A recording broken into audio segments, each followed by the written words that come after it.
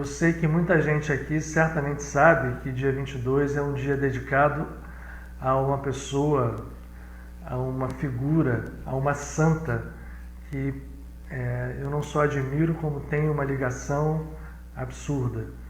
E essa figura é conhecida dentro da tradição cristã, da tradição católica, mas transcendendo a tradição católica, como Santa Rita de Cássia, das poucas criaturas que, pela sua consciência espiritual, nasceu e desencarnou no mesmo dia e na mesma hora.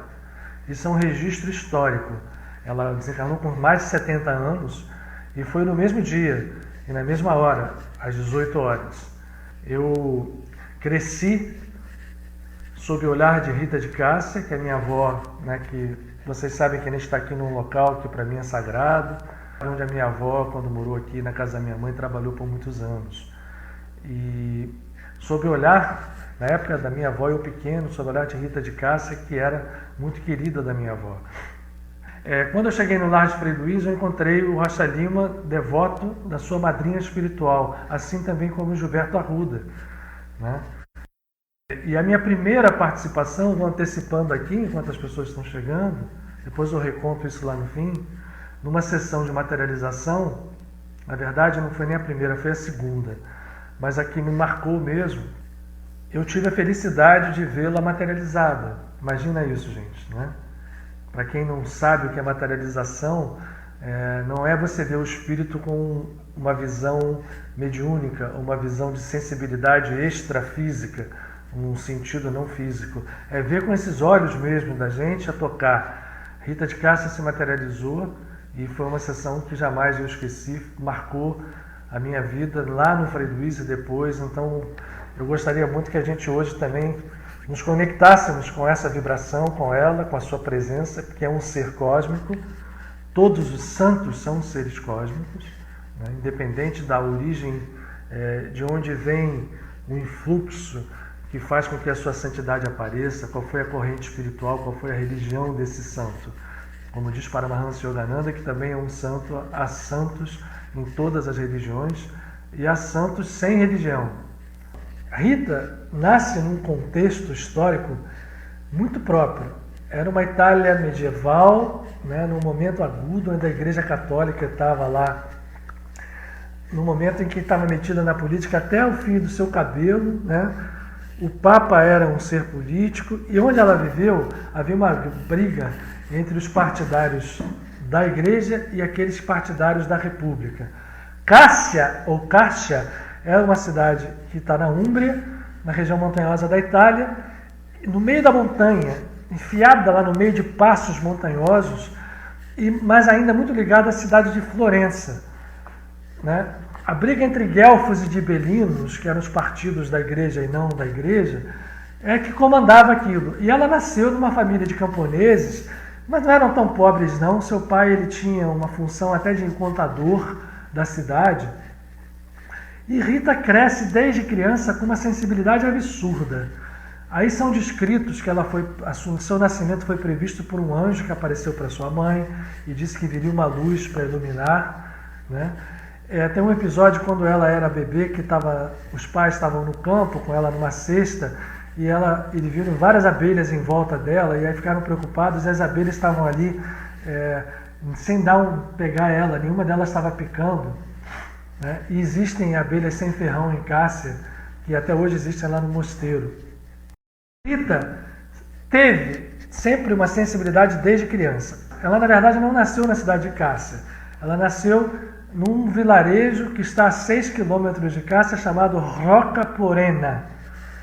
Rocca é a rocha ou a peça, porque tem uma montanha pontiaguda, e Porena vem da palavra porrina, do latim, que alude a uma Wicca, ou Wicca, a uma feiticeira, entre aspas, a uma sensitiva, a uma...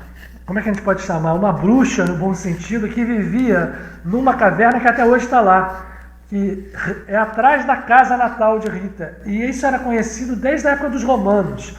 Essa pitonisa, feiticeira, bruxa, curadora, curandeira, chamada Porrina, a fama dela se espalhou pelos séculos e ela vivia nessa gruta, curando as pessoas, trabalhando. E Rita criou-se num ambiente onde esta tradição de comunicação com o mundo invisível, comunicação com a magia das plantas, com a magia da natureza, era muito visível. Ela tinha isto muito dentro dela. Isto é ocultado pela Igreja Católica, né?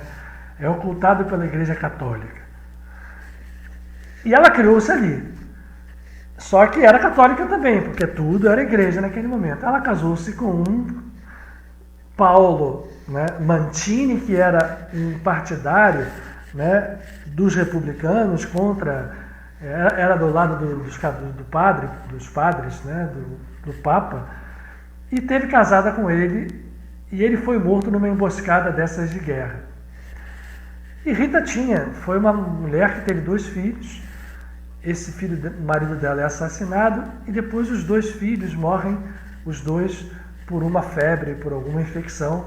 Mas ela, de uma certa forma, ela os entrega a Deus, porque os 2 queriam vingar o pai, estavam indo por um caminho que ela estava achando que não seria. Então, quando eles são levados, ela, de uma certa forma, ela entende, ela aceita aquilo, e aceita como algo que teria evitado aqueles 2 filhos de criarem-se como 2 pessoas fora de um caminho de entendimento de espiritualidade. Bom, eu estou contando essa história porque, vejam só, ela tem uma raiz dentro dessa visão de uma curadora, de uma conhecedora de plantas, de magia, da magia que estava ali tradicional em Rocca Porena, a cidade que vinha de Rocca Porrina, daquela feiticeira da época dos romanos, que deixou a tradição marcada nos séculos. Ela se torna uma viúva e ela vai se tornar uma mística. Ela perde um marido muito jovem. E esse misticismo dela faz com que ela subisse, ainda em Rocca Porena tem lá o alto da pedra onde ela ia para lá meditar, e a gruta onde a Porrina ficava, onde ela também entrava para meditar. E ela passa, então, a ser olhada meio de lado pelas pessoas. Olha assim, pô, essa mulher perdeu o marido, ficou viúva, perdeu os filhos, ficou louca, né?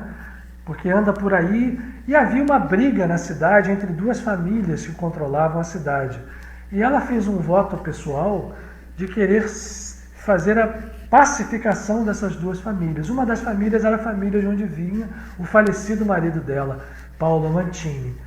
Só que as pessoas olhavam para si, pô, ela vinha lá, falava, pelo amor de Deus, vocês... Ela tentava ser uma pacificadora, só que ninguém dava valor nenhum para ela. Uma mulher, começando por aí, né, na Idade Média, vejam como eram tratadas as mulheres, nessa criada e vista, porque muita gente ia procurá-la para remédio, ela dava remédio de planta, ela benzia. Então as pessoas sabiam disso. Isso gerava muita desconfiança e uma visão assim de pessoas que achavam que aquilo era coisa do demônio. Então ela era vista como alguém, no mínimo, peculiar. E viúva, né? Vivendo nessa história, tentando entrar em contato com Deus, ela certamente fez um trabalho interno maravilhoso, porque ela meditava dentro dessa gruta, meditava no alto dessa rocha, que está até hoje lá, se consegue subir, botaram lá uma escada, mas na época dela ela ia na mão mesmo. E aí ela viveu alguns anos assim. E aí ela era dada como uma louca mansa, que chegava, ela fazia discursos, ela fazia prédicas na praça, ela ia até Cássia, que ficava a 6 quilômetros, né? E naquela época 6 quilômetros num lugar montanhoso. Se vocês, hoje o Dr. Google mostra, procurem ver a geografia de Cássia, de Rocca Porena, para vocês verem depois, o que era andar 6 quilômetros a pé ali. E aí o grande sonho dela, como viúva, era entrar no convento. Havia um convento em Cássia, um convento de madres e freiras agustinianas, que era um convento que, enfim, estava ali estabelecido, e ela batia na porta, e ela não era rica, ela não tinha dote, né? E ninguém aceitava a Rita. Ninguém aceitava. Ela batia várias vezes e nada de Rita chegar. Ora, depois de bater muitas vezes na porta e ser negado, ela resolve se recolher à sua casa, em Rocca Porena, e fazer o seu encontro com a divindade daquela forma mesmo. Atendia algumas pessoas, curava algumas pessoas, tratava algumas pessoas, aconselhava algumas pessoas. E pronto. Até que uma bela noite, ela já, enfim, com 40 e poucos anos, ela é despertada por alguém que estava chamando ela do seu quintal. E quando ela chega lá fora, ela vê materializados os seus 3 protetores. João o Batista, Agostinho de Hipona e Nicolau de Tolentino. Esse mais recente. Um santo, um sensitivo espetacular. E olha os 3 e fica ali, se ajoelha nos pés deles e eles falam assim: me dá aqui a mão, Rita. E ela perde os sentidos. E aonde que ela vai acordar? No pátio do mosteiro, lá dentro. Com um portão trancado. Até hoje a gente vê o ferrolho lá, o tamanho do ferrolho. Quem foi à caça, tem gente aqui que já foi, viu. Gente, ela foi transportada. O tempo não existe, o espaço não existe. Para esses seres que vivem em outras dimensões da vida, o que a gente vive aqui de tempo e espaço é uma irrealidade, é uma projeção holográfica. Então Rita foi apanhada lá de Roca Porena, a 6 quilômetros de distância, desmaterializada ou transportada interdimensionalmente, não importa, e posta lá dentro do pátio. Um milagre. Quando deu a alba que as freiras acordaram para chegar lá e olhar, falaram: o que você está fazendo aqui? E ela ali, não... E começaram a olhar, só que alguém veio avisar a madre: madre, está trancado por dentro, ela não pode ter entrado. E aí ela explicou. Finalmente ela foi aceita. E aí nós vamos ver surgir a Santa Rita. Não é ver surgir a Santa, ela sempre foi, mas aparecer. Ela é admitida no convento. Nos primeiros anos, tripudiada. Mandava ela fazer coisas assim, ela que lavava, só ela que limpava. Só isso que ela fazia. Ah, você não tem dinheiro, vai ficar aí fazendo. Está no convento, ok. Chegou, ok. Mandaram ela regar uma planta morta que reviveu. Né? As abelhas sem ferrão fizeram uma colmeia, até hoje existem essas abelhas em Cássia. E ela ficou ali quietinha, só se conectando com a divindade, só fazendo surgir dentro dela esse ser crístico, silenciosa, trabalhando, até que ela foi se impondo, curando as suas irmãs de convento, com as suas palavras, mostrando que dentro dela havia plena a presença crística. Ela era efetivamente uma santa.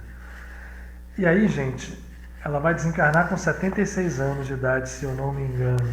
Só saiu do convento uma vez só, para fazer uma peregrinação a Roma.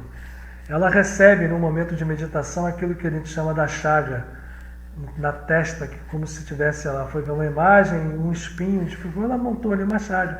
Essa chaga era muito fedorenta.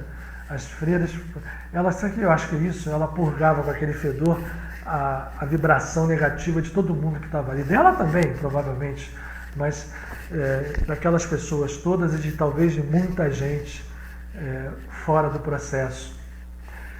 Mas aquela chaga fedorenta, quando ela foi fazer a peregrinação a Roma, fechou. Ela foi com as irmãs até Roma a pé, passou por Assisi, visitou o túmulo de São Francisco, de Clara, e ao voltar para o convento, a chaga reabriu e nunca mais dali fisicamente ela saiu. Ela vem desencarnar no dia 22 de maio de 1457, às 18 horas. E deixa até hoje o seu corpo lá em Cássia absolutamente incorrupto. E quando ela vai desencarnar, já nos dias próximos, ela diz assim, ainda estava na saída, estava no inverno, 22 de maio, já é primavera, mas esse fato deu-se antes da desencarnação. Um dia, no final, ela doente, ela fala assim: eu queria muito uma rosa e um pêssego e um figo lá do meu jardim da minha casa em Roca Porena, que eu nunca mais voltei. Sabe que vocês podiam ir lá? E as freiras, assim, umas para as outras, né? Ela está delirando, né, tadinha? Inverno, a neve, Cássia é frio. É frio. Eu já estive lá no inverno. É frio. Não tem nada, só tem árvore seca. E aí, assim, minha irmã, no inverno... Aí ela olhou e nessa hora ela já era madre do convento, tá? Ela foi atingindo pela sua própria luz esse estado de poder comandar, não por imposição, mas por naturalidade. diz assim, não, eu quero que vocês vão lá pegar a rosa e o figo. Eu quero comer esse figo, eu gostaria muito de comer esse figo, eu queria muito sentir o perfume dessa rosa. E não é que foram lá e estava lá a rosa absolutamente aberta e o figo na árvore. Colheram o figo, trouxeram a rosa e alguns dias depois, em 22 de maio, ela parte desse mundo. Eu estou contando a história dela aqui porque quando a gente conta uma história de um santo ou de uma santa, de um tzadik, né, usando a palavra hebraica, a gente se conecta. Porque hoje, nesses tempos que nós vivemos, usar esses canais de conexão consciencial que são os santos, cada santo é um tubo de vácuo cósmico, eu costumo dizer isso, onde a gente entrando, a gente é sugado para alturas divinas. Esse é o papel do santo. O santo é um canal que faz com que a gente, ao entrar nele, seja como por aquela força de vácuo elevado, a nossa consciência vai junto e a gente pode aproveitar isso não só para receber uma graça, porque ele se conecta à divindade, que a gente ainda não sabe fazer dentro da gente mesmo, né? E ao fazer isso, ele nos auxilia, se a gente souber aproveitar, a fazer isso também conosco. E nesses momentos que a gente vive, em que a doença atinge não só a humanidade em termos físicos, mas se expõe como doença pré-existente, a doença da coletividade, né? Da ganância, do egoísmo, da dor, nós podemos nos valer de Rita. E aí eu queria, antes da gente fazer essa meditação, passei já um pouco do tempo, vai ser uma oração, tá, gente, hoje? Uma meditação, a gente se conectando com ela, que eu tenho certeza que ela está aqui, aliás, porque esses seres são multidimensionais. Então, uma Rita de Cássia, um Yogananda, né, um Eliarco, qualquer grande santo, de qualquer religião, ele tem a capacidade de bilocação, de trilocação, de quantas locações forem. Porque esse ser tem a unidade como ponto de partida, então ele pode se manifestar em vários lugares. Ela é denominada a Santa das Causas Impossíveis porque esse tempo de vida física dela, aqueles anos que ela passa no convento, em silêncio, aparentemente sem fazer nada, o quanto que ela fez, o quanto que ela abriu nas dimensões superiores da vida, canais que até hoje, né, e ela comanda hoje uma multitude de seres que trabalham para ela, e é isso que eu quero que a gente se conecte aqui, e aí, volto a dizer da minha experiência, que da minha segunda materialização eu tive a felicidade de vê-la lado a lado comigo, né? E de ser banhado pelo perfume que ela trazia materializada e de olhar para a sua face. E depois havia algumas outras vezes, e eu tenho uma gratidão ao meu irmão de coração, Gilberto Arruda, que foi quem materializou, e ao meu irmão Nelson, que ainda está conosco aqui, porque ela se materializou no Padre Pio também. Então, os dois foram veículos dessa possibilidade, mas ela, nesse momento, independente de tudo, santos existem em todas as religiões, vamos nos conectar com ela. Até porque ela foi, né? Previamente ela tinha um conhecimento dessas ervas, então ela lá no convento ela foi ganhando espaço com as companheiras, porque ela sabia curar com a sua humildade, usando uma erva aqui, uma erva ali. Ela sabia fazer as suas magias, né, no bom sentido. E naquele silêncio ali nas montanhas de Cássia, ela abriu esse canal de luz para nós. Então vamos nos conectar com ela. Eu agradeço a vocês todos por estarem comigo, por terem estado. Vamos fechar os olhos. Hoje eu não vou fazer a meditação clássica, eu vou ficar em silêncio sim um pouquinho, até que nós todos nos conectemos. Onde nós estivermos nas nossas casas, agora é a hora de sentir a realidade da conexão dos nossos corações. Eles são o elo, cada um deles, dessa corrente que nós podemos compor.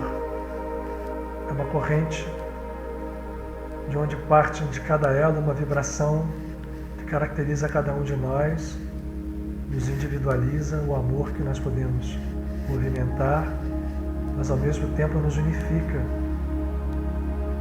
Então vamos respirar, nos valer da respiração, nos valer da possibilidade que ela nos é aberta aqui com a presença dessa egrégora de vibração, que canalizada através de nós, ela pode não só beneficiar cada um de nós individualmente e aqueles que estão perto de nós, que são os amados de nossa alma, de nosso coração, nossos familiares, nossos companheiros e companheiras, filhos e filhas, enfim, mas a gente sabe que ao movimentar uma força dessa natureza, nós estamos compartilhando com uma família muito mais ampla. E nesse caso, com a humanidade inteira, estejam aonde estiverem os seres, nas dimensões físicas ou nas extrafísicas. E nós vamos nos somando como uma miríade de estrelas. Cada coração nosso é uma estrela que se ilumina. Dentro e no centro do tórax de cada um de nós brilhará, e certamente brilha, uma estrela poderosa de luz prateada, tocada de um verde, de um rosa sublimes, que expressam o amor que aos poucos em cada um de nós vai se tornando incondicional. É como se nós preparássemos com esses elos que unem os nossos corações, preparássemos um local, preparássemos como se um santuário simples. Vamos lembrar daquela caverna em que ela meditava, para que Rita, Marguerita era o seu nome, Rita era o seu apelido de pequenina, Marguerita, uma flor, Rita, ela possa se manifestar com a sua consciência cósmica, tocando a cada um de nós e se valendo nesse momento, cada um de nós sendo para ela também um elo de um trabalho de conexão. E hoje foi um dia tão importante, houve uma meditação em nível mundial. Esse processo está se compondo e com ele nós podemos moldar realidades superiores, mais harmônicas. Nesse momento não vamos nos concentrar em nenhuma tela mental, apenas se para alguns for fácil contemplar a figura desta mulher linda, de olho suave, vestida ou não como freira, não importa como ela venha aparecer, porque hoje ela é um espírito cósmico. É Rita, sim, mas é a Mãe Divina também. É Deus, sob a forma de mãe, que vibra curando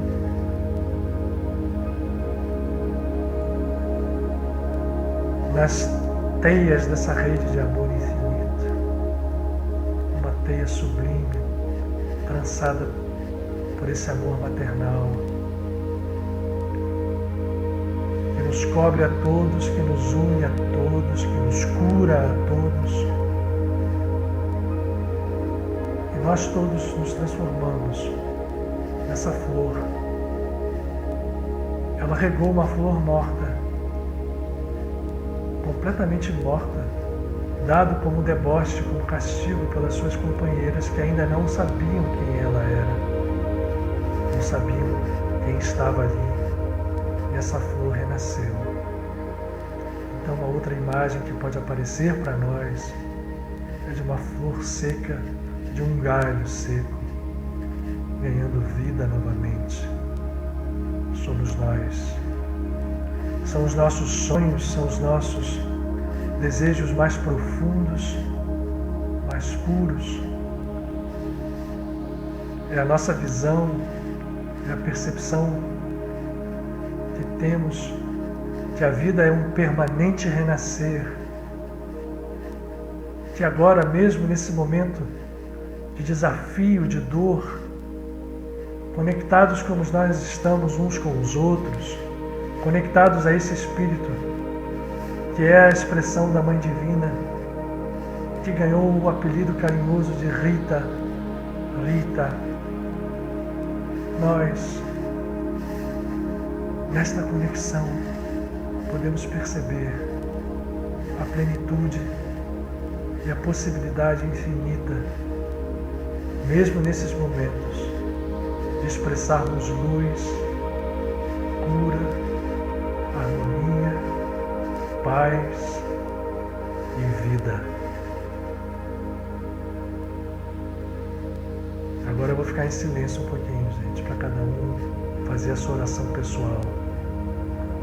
Alguns minutinhos, já passamos muito, mas agora alguns minutinhos de oração pessoal para cada um. Podem fazer seus pedidos. Ela está ouvindo. Não é vergonha pedir, não é vergonha bater a porta.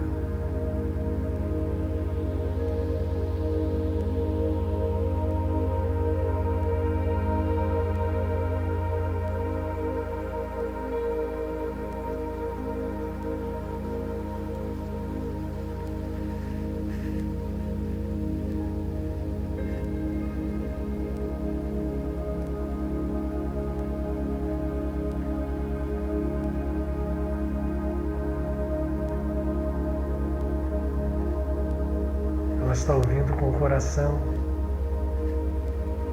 e o processo desconhecido ainda para nós da transcendência que conecta a nossa imanência, onde mora ainda oculto o Criador que é Pai e Mãe, mas nesse momento é a Mãe através de Rita quem nos ouve, quem nos responde, quem nos conforta.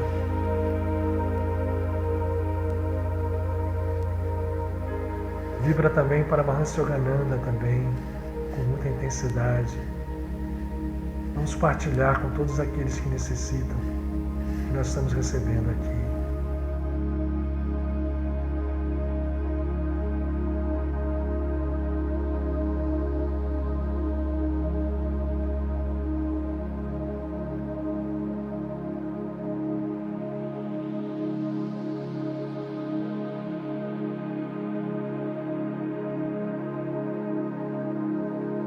E agora, em gratidão, vamos respirar.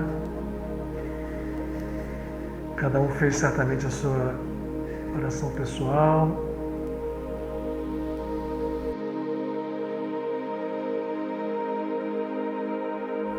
Eu tenho aqui, ó, na brumazinha, uma imagem dela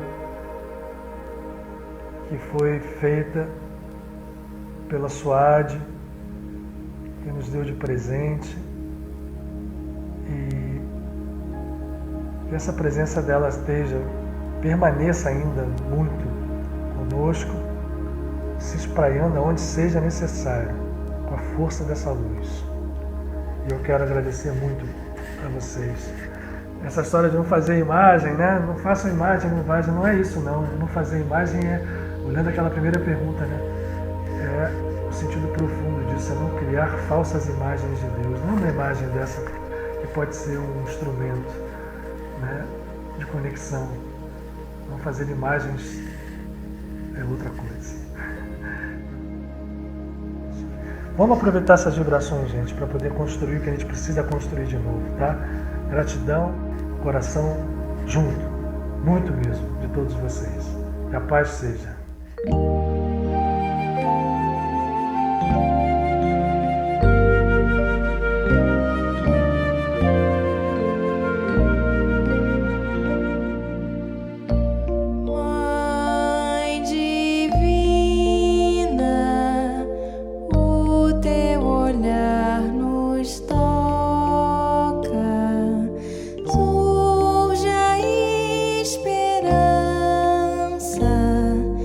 Que